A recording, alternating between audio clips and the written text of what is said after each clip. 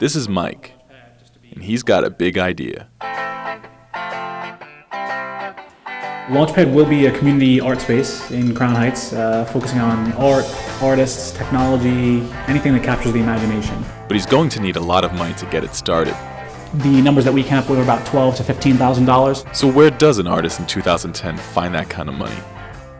Two businessmen launched Kickstarter, a site for artists to promote and fundraise online. We've had some really great, ridiculous projects. People building open source fusion reactors, and this one guy who wanted to mass manufacture a time machine where obviously the entire project was kind of a joke and it was almost like an art project in itself, but even that we could appreciate, just the creativity behind it. Kickstarter works in a way that you have to designate a time for your project and a goal, a money goal. If you don't reach that entire money goal by the project deadline, you don't get any of the funds that have been pledged. So it's an all or none concept. People are often terrified of the all or nothing thing until they actually start to run a project and realize that it's a really good thing.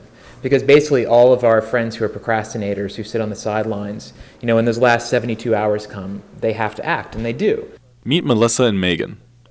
Kickstarter helped them fund their project. Our project is called Coming and Crying, and it's an anthology of stories about sex, and we're both the co-editors. They put their project idea on Kickstarter and posted a video to promote it. He grabbed my book from me and shoved it in my bag. I started to cry. "You look so hot when you're crying," he said. I cried harder. He slipped his hand down the front of my dress and told me I had to understand. I had to understand he was fucking dozens of other women, and he needed me to know that because he loved me. So there's a lot of firsts, stories about first makeout. There's stories about breakups. There's stories about breakup sex and anger. Coming and Crying project from Megan O'Connell and Melissa Gira Grant. It's pretty amazing. They launched it, and I think within 6 hours of launching their project, they were fully funded. We posted the project at 5 in the morning. We were editing the video and we finally got it all up. And then it started just coming in, and we were about to reach our goal before we even announced it on our blogs and I remember my mom was kind of "I hope you reach your goal so you don't have to talk about it in public." I'm like, "Mom, sorry, it's gonna happen." Their project raised more than $17,000. Kickstarter takes 5% of every successful project, like Megan and Melissa's.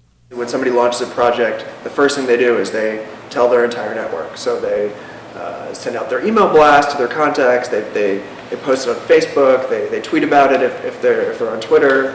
And so they're bringing in their network and their extended network, and their friends are helping spread the word. Mike is trying to raise $6,000.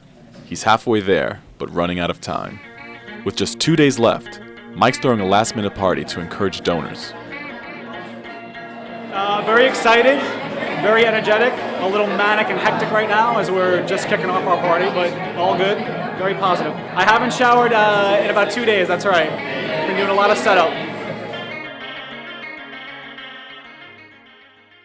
So how did Mike end up doing?